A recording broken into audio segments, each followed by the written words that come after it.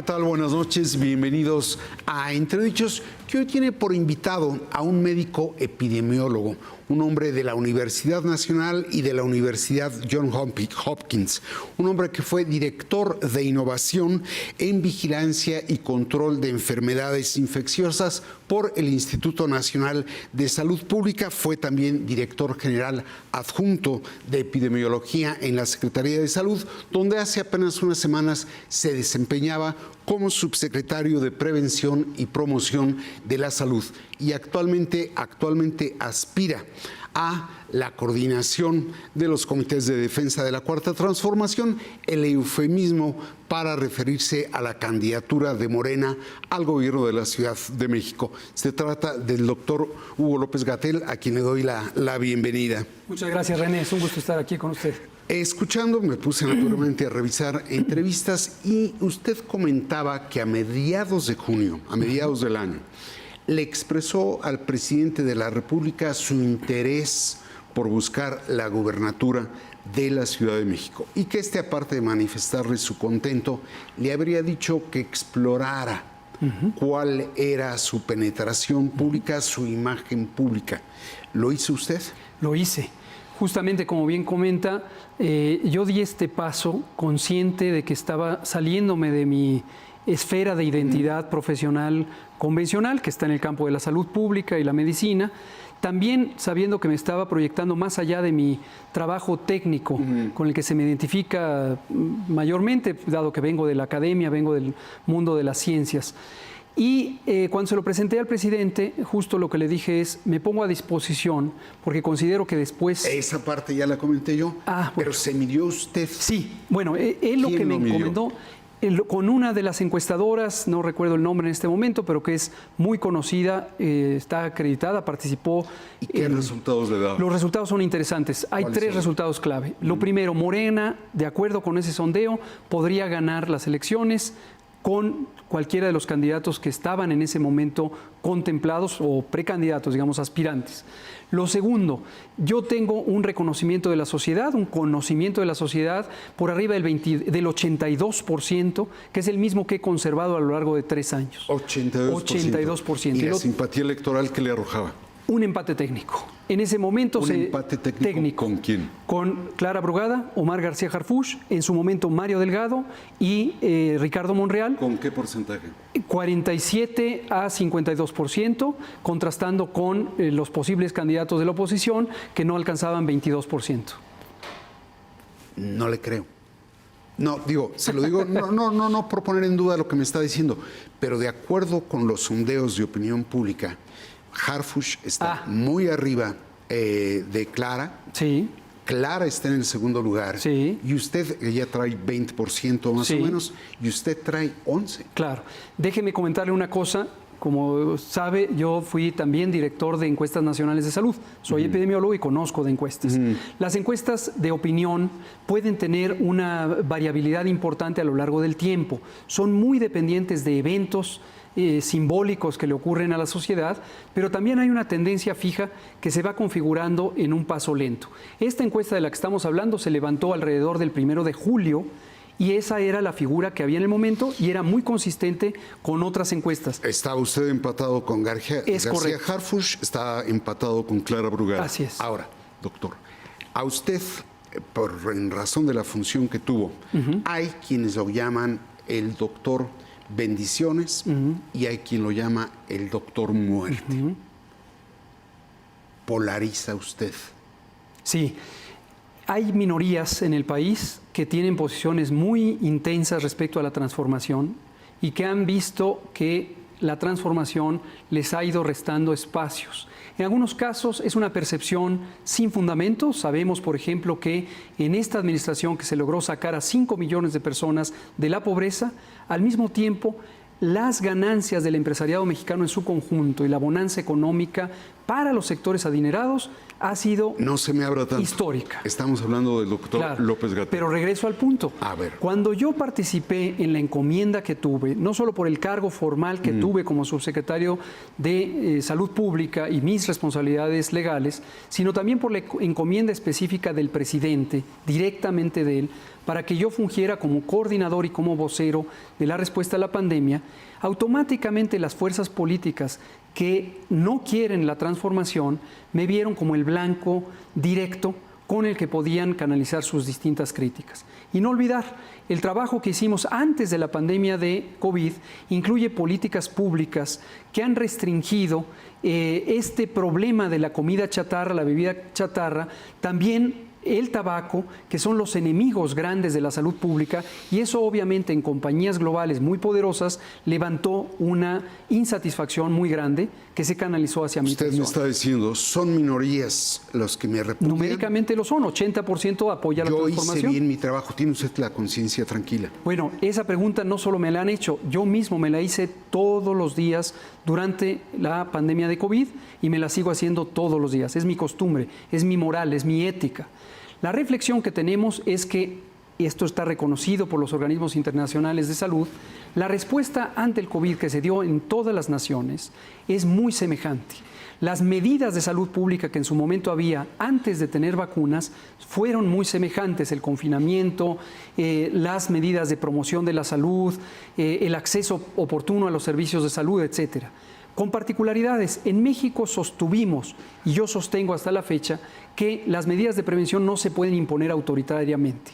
Y eso fue parte de la narrativa que estos grupos que tienen intensas antipatías hacia la transformación exigían una actitud autoritaria, como la que se dio en muchas naciones, incluidas las europeas. ¿Reconoce usted algún error de su parte? Bueno, hemos hecho balances múltiples veces, tenemos un documento escrito, déjeme decirle para pronta referencia de la audiencia, tenemos un documento que publicamos desde junio de este año, que es precisamente el balance de la respuesta a COVID y la proyección de cómo México debe prepararse para futuras epidemias. Pero el error, ¿dónde está? Hay situaciones que tienen que ver con la participación de actores sociales importantes. Los medios son unos de ellos.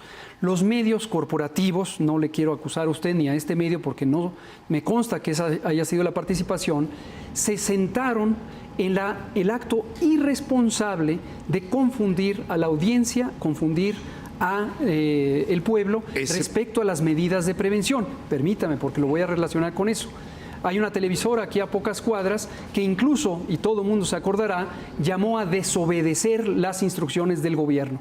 Imagínense la irresponsabilidad que eso significa y las consecuencias que tuvo en los miles de personas que murieron, que hoy ese discurso de odio, ese discurso simplista, me quiere atribuir a mí. Ese tipo de actos irresponsables de los medios que son concesionados y tienen obligación de dar una función social de interés público no se puede olvidar. Pero entonces es que es curioso. Yo le pregunto que si usted reconoce algún error, me dice usted que el error fue de algunos medios de comunicación. No, yo lo que le estoy diciendo es lo que casi no se oye en este tipo de medios. Porque en este tipo de medios error? Hubo muchas cosas que fuimos reflexionando. Mencióname 3.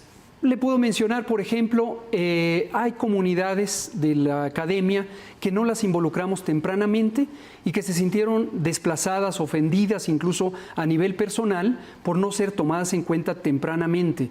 Y esto llevó a una separación de el discurso, la perspectiva, que hizo que esas comunidades de académicas y académicos muy vigorosos, intelectualmente hablando, empezaran a hacerle el juego a estas narrativas políticas. Otro importante, en los distintos foros que tiene el Estado, incluyendo las cámaras del legislativo, no pudimos entrar a un debate racional, un debate sereno, que nos permitiera atender la realidad a partir de la evidencia científica. Pronto, por cierto, se polarizaron las cosas porque grupos políticos disfrazados de personas expertas empezaron también a sembrar esta campaña de odio y descrédito. Otra importante tiene que ver con cuando nosotros cuidamos las economías familiares, nunca quisimos que se descuidaran las economías empresariales y se creó una narrativa falsa Vuelvo, perdón que se los diga, pero gracias a los medios corporativos empezaron a sembrar esta idea de que solo se protegía a los pobres y que la bonanza económica se iba a perder. No olvidemos que el alto empresariado fue a ver al presidente a pedirle dinero, a pedirle créditos fiscales, en vez de poner a disposición del Estado mexicano sus capacidades para ayudar. Entonces, fue al final una dinámica social compleja. En todos los países se fue atendiendo conforme iba creciendo la evidencia y se tenían los recursos necesarios para solucionar el problema. A ver, doctor, me maravilla la capacidad que tiene usted de invertir las cosas. Estábamos hablando de errores del doctor Gatell. Sí. Y, bueno, fueron los medios, fueron los órganos legislativos, la no incorporación de colegios o consejos científicos y grupos interesados los que finalmente provocaron la situación que se dio. ¿Usted piensa contar con la simpatía electoral de los capitalinos para gobernarlos? La simpatía es un fenómeno que no se puede parar a la transformación. Y perdón que se lo diga, yo sé que en estos medios suelen querer no pensar en ello. La desigualdad social del país ha sido insultante, monstruosa. A ver, pero estamos hablando pero es que escúcheme lo que le digo. Gatell. Por eso, si usted lo que quiere es reducirme solamente para que yo hable de mí y no hablemos de la realidad, es parte de ese fenómeno. Ustedes quieren desconocer la realidad social. Espero que no sea su caso, porque sería muy lamentable. En México se vivía una situación de crisis profunda en el momento en que llegó con abrumadora mayoría la elección del presidente López Obrador. ¿Por qué razón? Porque vivíamos en la corrupción, vivíamos en el descrédito del país, vivíamos en la violencia y vivíamos en la acumulación imparable de la riqueza. Tenemos un gobierno que, como lo dije y usted lo sabe bien, sacó de la pobreza a 5 millones de personas. Es un país que ha creado bonanza incluso para los grupos adinerados. Es un país que ha abierto oportunidades a personas que jamás lo tuvieron. No sorprende que hoy tengamos 80% de reconocimiento a la transformación, al presidente y en la ciudad a la doctora Claudia Sheinbaum. Ese es el legado sobre el que yo trabajo. La oportunidad de trabajar con el presidente 3 años en el momento de crisis más grande que haya vivido el mundo entero, la pandemia de COVID-19, fenómeno que no se había replicado en 100 años, desde luego me permeó de un entendimiento amplio de todo el funcionamiento del gobierno y de lo que puede significar para el bienestar de las ciudadanas y ciudadanos. Entonces, eso es lo que estamos trayendo hoy. Usted me está planteando, ¿usted cree que tenga la simpatía? La simpatía la vemos en las calles. Estamos haciendo recorridos de terreno a pie, sin acarreados, sin dinero corporativo, sin manipulación. La gente se vuelca a agradecer, se quieren tomar fotos, es la expresión contemporánea de la simpatía, y no se expresan gracias por lo que hicieron de cuidarnos durante la pandemia, gracias por los 220 millones de vacunas que se aplicaron en tiempo récord, gracias porque le llegó a los desposeídos. Incluso anotan qué hubiera sido de México si los gobiernos anteriores corruptos les hubiera tocado gestionar la pandemia. Entonces, yo la simpatía no es que me la imagine, es que la veo directamente. Ahora, esa simpatía raramente tiene acceso en los medios corporativos que no quieren ver al pueblo y no quieren ver la realidad. Entonces se leen entre ustedes mismos. Ustedes se leen, se autoexplican, y entonces Reforma le explica a Fórmula, y Fórmula le explica a Televisa, y Televisa a TV Azteca, porque son parte de un mismo circuito que ahí está, con gran poder económico, pero ya no tiene esta presencia en la simpatía popular. Perdón que se lo diga, René. ¿Se expresó usted con libertad? Sí, por supuesto. Sí, no lo interrumpí. Claro, yo le agradezco que me haya recibido en el programa y que me permita decirle eso a su audiencia, que raras veces oye este planteamiento. Pero se expresó con absoluta libertad. Yo espero que sí, pero si tiene otra pregunta, con gusto la atendemos. Lo que quiero es que me responda la original. ¿Usted cree que resulta simpático al electorado de la ciudad? ¿Qué les dice a los familiares de las personas que fallecieron y que acusan negligencia por parte del Estado, donde la política la ha llevado a usted? ¿Qué les dice? Sí, usted se está refiriendo a una minoría del país que merece... René, lea números. Este es un medio en donde se leen números.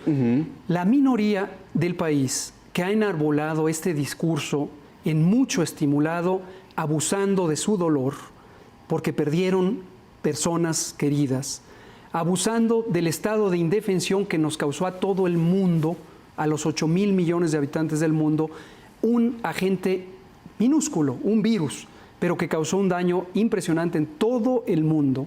Ese ha sido explotado sistemáticamente por estos medios. Ustedes no se ofendan, perdón, cuando el presidente les dice medios de manipulación masiva, pero a la historia lo ha demostrado. Entonces, este fenómeno, déjeme decirle que científica y técnicamente la propia Organización Mundial de la Salud lo reconoció como un fenómeno que se llama infodemia. Pero espérame, doctor, yo estoy procurando darle espacio a su dicho, pero también yo le ruego que conteste las preguntas que se le hacen. Así es. ¿Qué le dice Lo que a le los digo es familiares Mire, de las personas muertas a causa de la pandemia a mí me que gusta, advierten negligencia? Ya le oí su pregunta y se la estoy respondiendo. Lo que le digo es lo que le estoy diciendo a usted, pero se lo puedo decir a esas personas porque yo acostumbro dar la cara, yo acostumbro abrir los brazos y aquí estoy. Yo vengo a estos medios corporativos porque no le tengo miedo a que me hagan preguntas capciosas, mañosas o preparadas. Me impresiona la consistencia de la narrativa en todos los medios corporativos en los que he ido. Me vuelven a decir las frases que armaron al inicio de la pandemia. Lo que les digo es exactamente eso. El fenómeno que todo mundo conoce y que mayoritariamente el pueblo de México sabe que existió. Una amenaza externa a la humanidad causada por una partícula biológica. Espero que usted tampoco sea de los que creen que fue fabricada en un laboratorio, como decía Donald Trump. Entonces, es un fenómeno natural, va a seguir habiendo pandemias, algunas serán tan agresivas como esta, y este fenómeno afecta a toda la humanidad. Ahora, hay 3 lecciones técnicamente... A ver, espérame. ¿Me doctor, permite que le diga a la audiencia lo que me pidió decirle? Pero es que lleva 2 minutos y no le dice nada. Le estoy diciendo esto. Le estoy diciendo que hubo 3 lecciones aprendidas que reconoce la comunidad científica mundial. La primera, la desigualdad social, la injusta distribución de la riqueza, ya me habló de eso, causó la mayor determinación de que a la gente le fuera mal o bien con el COVID. Y eso lo sabe la gente. Lo segundo, el estado de salud de la población mexicana, primer lugar en hipertensión, en diabetes, en obesidad y sobrepeso, por muchos años, producto de la comida chatarra y la bebida chatarra, a la que le pusimos límites y por eso están tan enojados y por eso nos atacan, pero es una lección aprendida, técnicamente aprendida. Me está repitiendo. Tercero, le voy a decir una que ya sabe, pero también se la digo y le recuerdo a la población. El sistema de salud de México dejó de desarrollarse en los años 80 porque vino la tendencia privatizadora que lo desmanteló, lo descapitalizó. Estamos hablando de una reducción de 40% en el presupuesto del IMSS, 60% en el ISSSTE, se envolvió en corrupción y dejó de ser un sistema útil. En ese contexto recibimos a la pandemia y en ese contexto tratamos a marchas forzadas de expandir la capacidad y logramos expandir 6 veces las camas hospitalarias. Entonces, esas son las lecciones aprendidas. Usted me dice, ¿qué le dice a la población? Esto lo expliqué repetidamente. Bueno. Pero la población incluye a los que discrepan, ojo. No, yo me refería a los familiares que están enojados, de las personas que murieron. A ellos. ¿Usted tiene familiares que murieron? Yo, como todos, yo creo. Yo lo tengo también. ¿Usted estuvo hospitalizado? No. Yo sí. Yo estuve hospitalizado por COVID y la mamá de mi hija, mi compañera de vida, también, al mismo tiempo. Entonces, no lo traten de poner como que es una situación extraña, de que no nos involucramos. Doctor, ojo, usted se dedica a la política, pretende un puesto de elección popular, pero hay veces que la función pública que uno desempeña limita la posibilidad de ser aquello que uno quisiera ser. Si el pueblo considera que yo no soy la persona idónea para encabezar la transformación en la Ciudad de México y eventualmente por el proceso convertirme en alguien que dirija la Ciudad de México, es el pueblo quien lo debe decidir. Pero ahora, lo que es importante 2021, es que déjeme más decirle esto, es muy importante que estas minorías, ya sea políticas o los grupos voceros del interés económico, no quieran decidir por el pueblo. Lo que están haciendo, por ejemplo, en los candidatos del interés corporativo, es una decisión de dedazo, a modo. Creo que no se ha comprendido que transformar la ciudad incluye un proceso de democracia y eso es que el pueblo decida. En el 2021 perdieron prácticamente la mitad de la ciudad. 9 de las alcaldías están en manos de la oposición. Perdieron a las clases medias, agraviaron a las clases medias. Qué importante que lo menciona. ¿Qué les dice? ¿Cómo? Les digo mucho. ¿Qué les dice? Les digo varias cosas. Lo primero, hicimos un balance juicioso y autocrítico de ese proceso. ¿Hicimos quiénes? Los que participamos en el movimiento de transformación, en los distintos foros y espacios. Y hay lecciones muy útiles. Le voy a decir dos importantes que seguramente le darán gusto, porque es una reflexión autocrítica. La primera, identificamos que efectivamente hubo un alejamiento con respecto al pueblo, sobre todo en el nivel de las alcaldías. Hubo alcaldes o alcaldesas que no rindieron cuentas, que quisieron perpetuar prácticas corporativas de manipulación de la sociedad y que no resolvieron problemas concretos. Una segunda lección autocrítica. Hubo un alejamiento del electorado en el sentido de que el movimiento de transformación, embebido en cuidar al pueblo de la pandemia, no pudo hacer la propaganda política que sí estuvieron haciendo activamente los partidos de la oposición. Pero hay un fenómeno más, que espero usted también lo tome como una lección.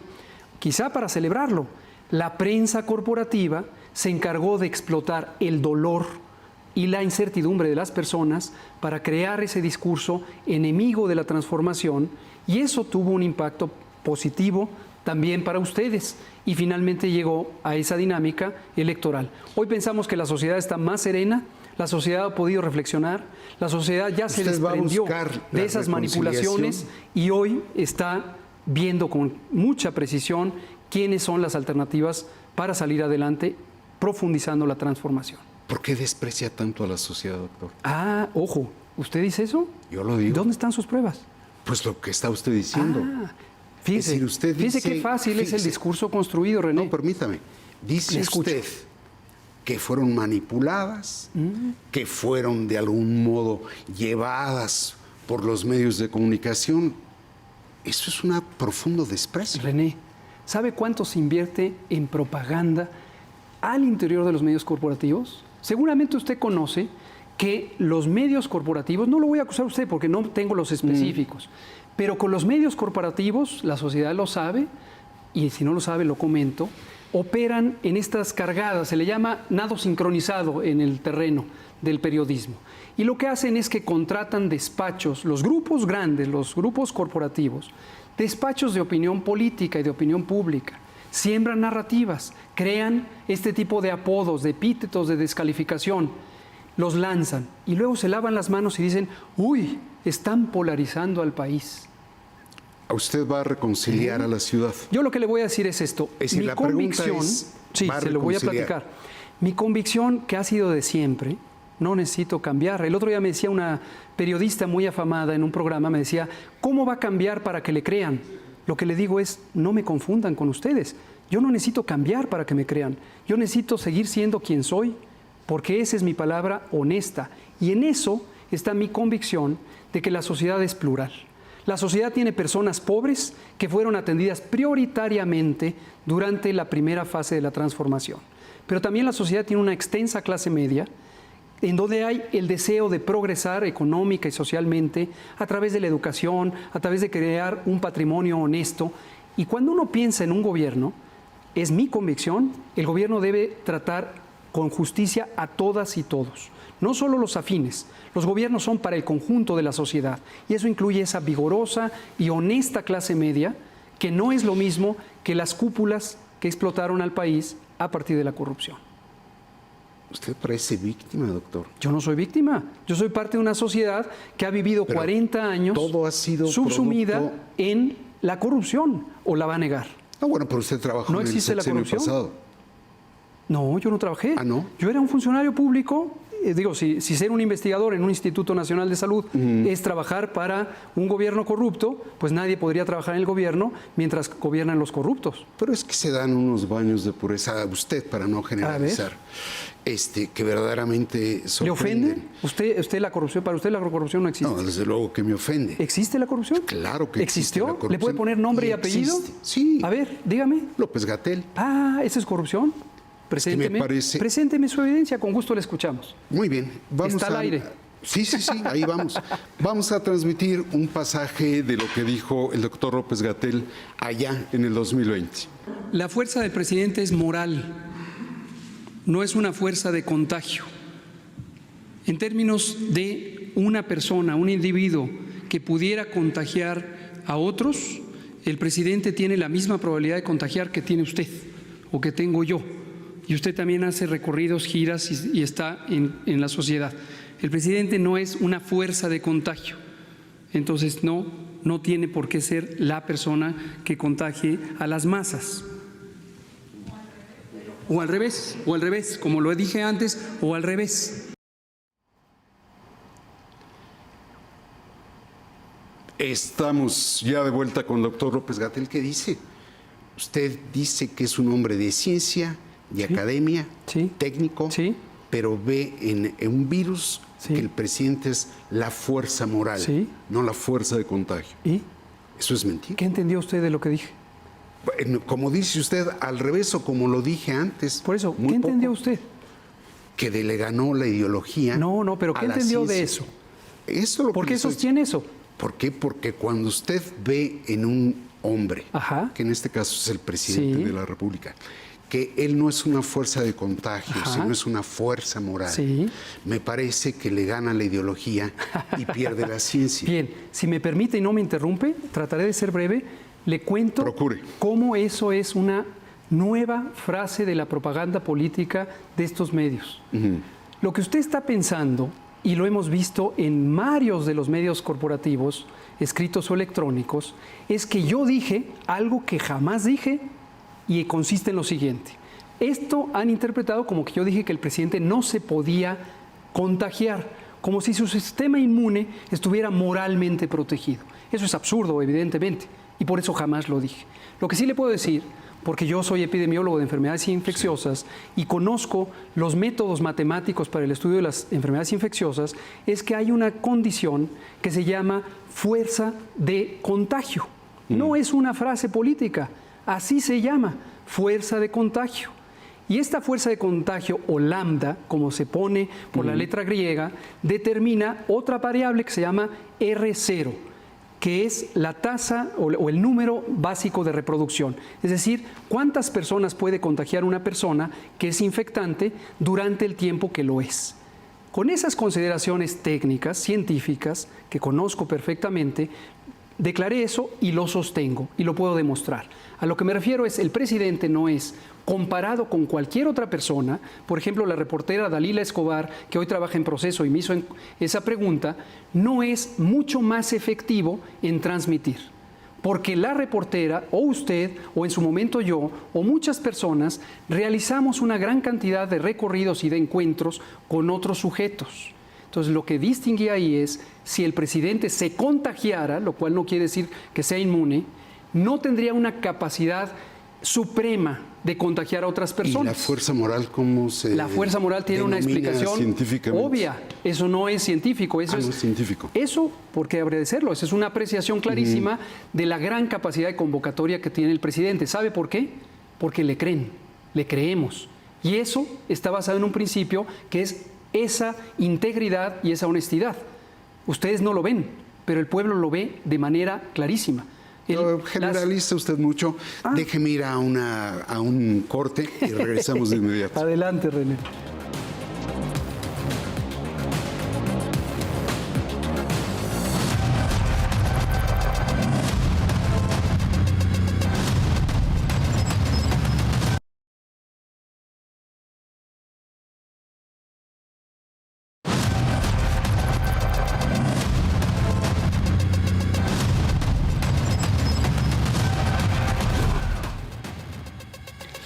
Estamos ya de vuelta con el doctor López-Gatell, aspirante a la coordinación de los comités de defensa de la Cuarta Transformación aquí en la ciudad, lo que es decir, la candidatura al gobierno capitalino. Vamos a la política, si le parece. Con mucho gusto. ¿Por qué lo tentó la política? Claro. Se lo digo con respeto. A veces tengo la impresión de que se mareó en el poder. Es interesante. La política vista como poder individual no va con nosotros. Y aquí sí generalizo, quizá demasiado bondadosamente, a quienes estamos involucrados en la transformación. Quizá no puedo generalizar, pero para este individuo que está viendo, Hugo López-Gatell, aquí no es un asunto de acumular poder o de tener protección a través del poder político, como también varios medios han querido suponer. Aquí lo que estamos viendo es una realidad social que todavía requiere transformarse, que todavía requiere mucho trabajo para desestructurar todos estos grupos de interés que siguen metidos, operando al interior del gobierno y desde fuera. Sí, pero habría tenido usted otros foros. Yo llegué a pensar, incluso por razones de protección política, que usted podría ser un diputado plurinominal, que el partido, el movimiento lo cubriera. Si eso fuera lo que me interesara, quizá hubiera sido más obvio que hiciera eso. El hecho de que no lo haya hecho, el hecho de que yo no me haya conducido por esa idea, justo demuestra que mi interés no es tener ni poder ni protección política para mí. Yo me pongo a servicio de la transformación y eso quiere decir que, siendo yo de origen médico, luego me formé en la salud pública, que es una ciencia social, no es una rama de la medicina ni es biología, es una ciencia social. Y luego tuve la circunstancia histórica de estar al frente, de coordinar una respuesta gubernamental de todos los sectores ante la pandemia. ¿Me está usted diciendo que si no llega a ser candidato de Morena a la Ciudad de México, no buscaría otra posición política? Yo lo que le estoy diciendo es que en este momento, si pensáramos que no es mi caso, en dónde me voy a acomodar, no se entregaría uno genuinamente a la transformación. Yo no estoy pensando cuál es el plan B o el C o el W. Lo que estoy pensando es que en este momento me he puesto a disposición de la transformación, me he puesto al escrutinio público a través de la encuesta que ocurrirá al final de octubre, donde yo considero que Gatell es la respuesta a la encuesta y en su momento el pueblo decidirá. Si la decisión me favorece para poder tener la oportunidad de servir en ese encargo, la haré con toda la convicción que hago todo en mi vida. Si no me favorece, yo buscaré cuál es el espacio más adecuado donde también pueda contribuir en la transformación. Pero buscará otro. Estaré en la transformación, sin duda. Y esto, cuando lo platiqué con el presidente, también eso me dijo. Hay quienes lo ven a usted como el precandidato o el aspirante, para no meternos en los enredos legales, que en realidad busca descargarle posibilidades al candidato fuerte, de acuerdo con las encuestas, Omar García Harfuch. Es muy interesante que me diga eso. Sí lo veo en las plumas corporativas de los medios corporativos, sí lo veo en los medios corporativos, pero lo que me parece más interesante, este discurso de vino Gatell, incluso algunos dicen sembrado por el presidente para bajar a Harfuch, al interior del lado estructural de Morena, me he topado la reacción al revés, hacia Clara Brugada. Y entonces lo que dicen es, ¿por qué vino Gatell a restarle a Clara Brugada? Yo no vengo a restarle a nadie. Yo vengo a aportar a la transformación con mis características particulares. Soy una persona que tiene un pensamiento de izquierda de muchos años. Ha sido mi práctica de vida. Soy una persona que a la vez vengo de la clase media, entiendo las realidades de la pluralidad cultural e ideológica de la clase media y vengo a aportar una visión de un progreso incluyente, donde caben todas y todos. También vengo a aportar una capacidad que la vida me ha puesto, que es la de generar consensos. Contrario a lo que usted piensa de que polarizo, toda mi vida, y esto es trazable, he trabajado para crear consensos a partir del diálogo. ¿Qué piensa del exsecretario de Seguridad? Yo le tengo respeto, me parece que fue un funcionario muy dedicado a su labor, que dio resultados, y me parece muy bien que él esté participando en este proceso. Lo mismo Clara Brugada, es una mujer que ha luchado por la justicia social, que ha hecho trabajo de terreno y me parece una compañera excepcional. Mariana Boy no la conozco tanto, pero también creo que lo hace con muy buena intención. Lo importante ahorita es que estamos trabajando por la transformación, como hermanas y como hermanos. Las diferencias que tenemos, que sí las tenemos, se las presentamos con sinceridad al pueblo, y el pueblo determinará ¿Qué quién puede. diferencias tiene con García Harfuch? Bueno, supongo que en parte tiene que ver con las experiencias de vida y las experiencias profesionales. Él sin duda se ha dedicado a la seguridad pública, que es un tema muy importante, y él tiene una capacidad y una experiencia específicas en ello. Clara Brugada, por ejemplo, tiene un repertorio más amplio en su visión de políticas públicas en términos de los temas, pero lo ha aplicado a un territorio muy concreto que no necesariamente es transportable esa experiencia al resto de la Ciudad de México. Y yo vengo desde el gobierno federal, de haber trabajado 3 años con el presidente en la más grande crisis que el mundo viviera en 100 años, y eso me dio una visión panorámica que me sacó de la especificidad de salud y de la especificidad de una función técnica. Entonces hoy puedo entender la política, el acto de gobierno, como un acto que requiere robustez, evidencia, rigor, pero que debe aplicarse con una visión social indispensable. Eso lo hace mejor que ellos dos. El pueblo le tocará decidir. Yo no me gustaría juzgar o compararme con ella o él, porque eso implicaría estarlos descalificando implícitamente. Yo me presento ante el pueblo, que el pueblo sabe quién soy, lo sabe en 82%, como lo muestran los números duros, y el pueblo en su momento tomará la decisión. Muy bien. Déjeme proyectar algo que dijo sobre su origen político, si le parece. Con mucho gusto. Es obvio que nosotros, el equipo que trabajamos en este proyecto de humanizar la ciudad, no venimos de la política tradicional, no venimos de haber hecho filas y disciplinas en un aparato partidario. Lo que venimos es de la ciudadanía y venimos del trabajo de la transformación de manera directa en el gobierno federal con el presidente López Obrador.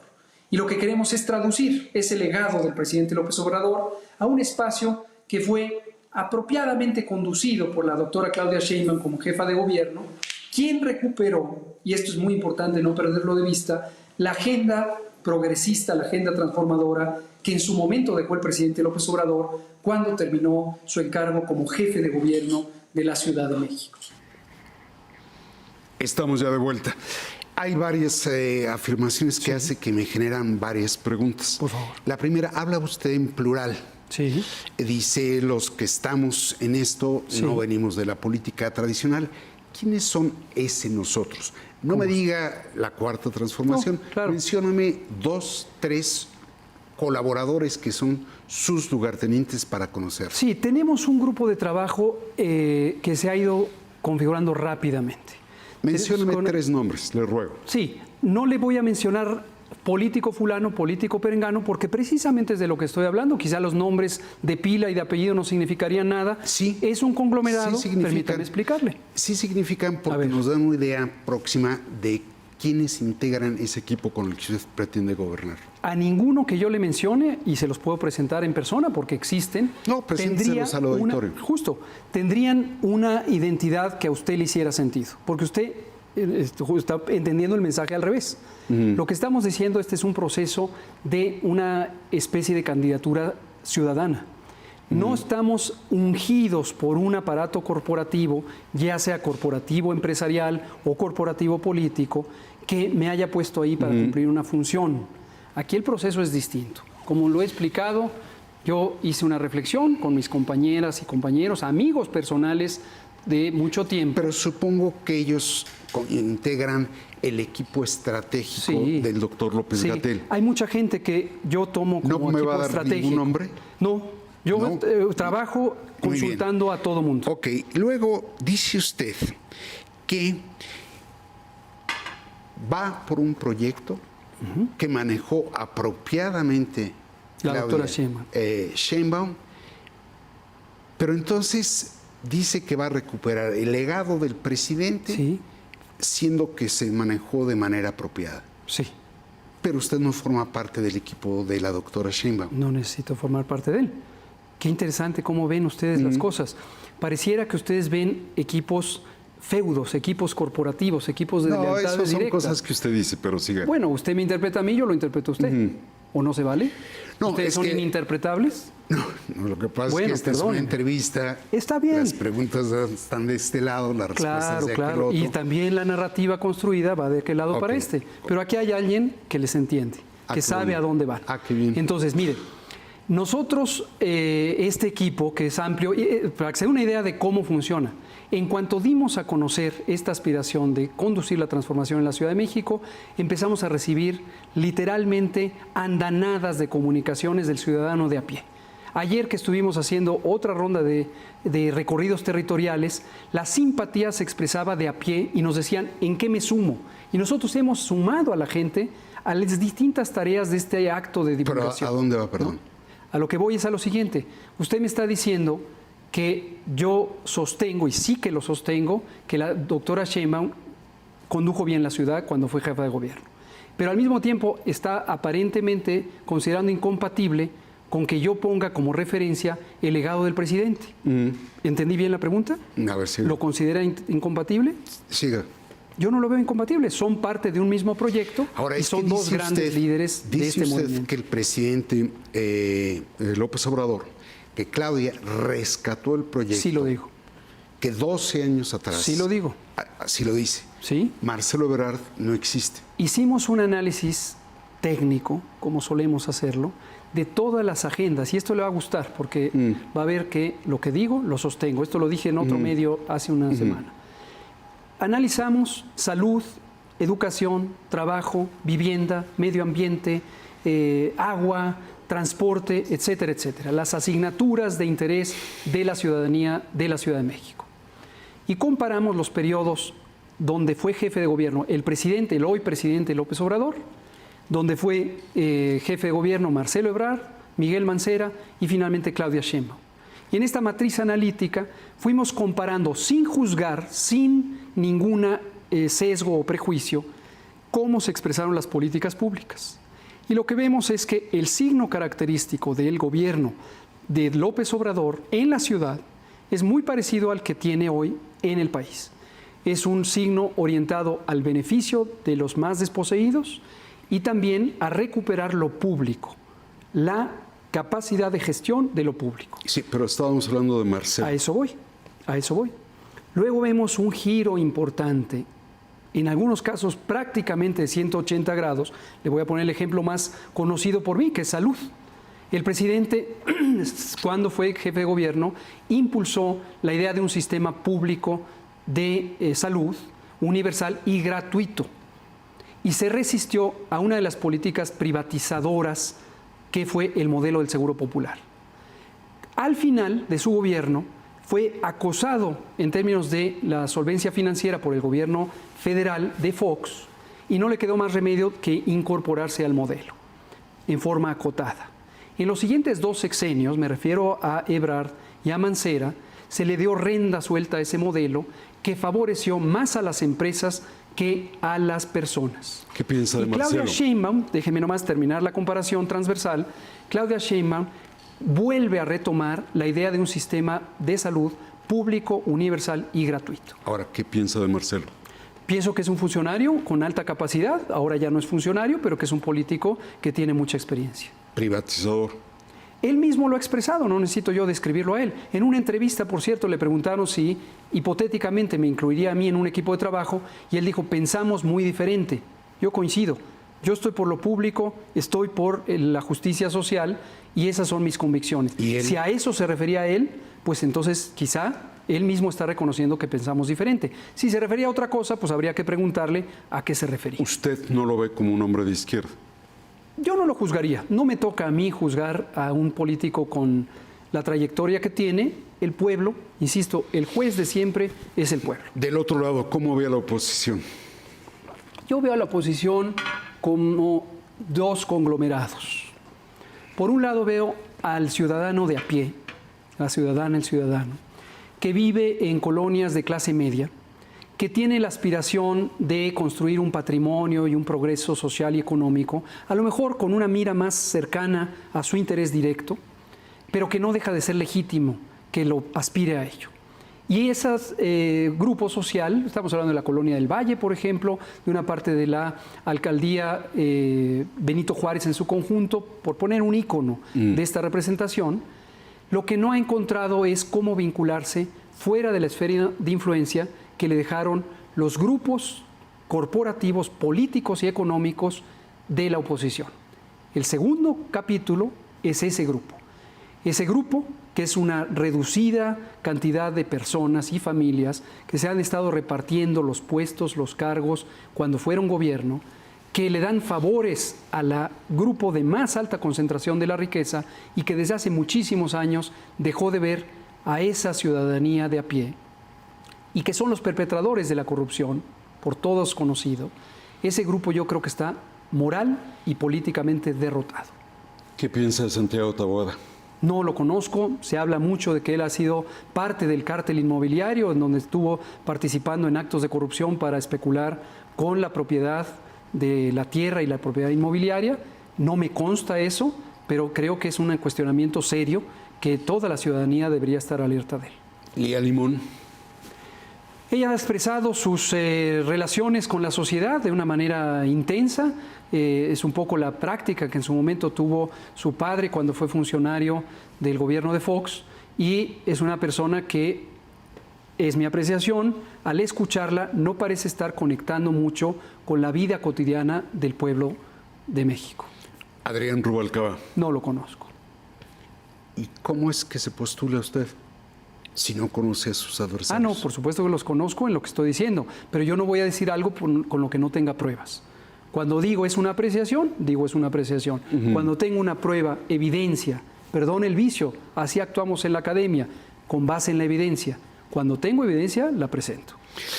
Ahora que decía usted que de no ser el candidato, verá cómo se acomoda para seguir en la cuarta transformación. Nunca dije eso. ¿Ya ve cómo me está no, interpretando? perdón. Decíamos medios de manipulación. Lo que dije, si es un problema de memoria, perdón que se lo haga ver, se lo digo nuevamente.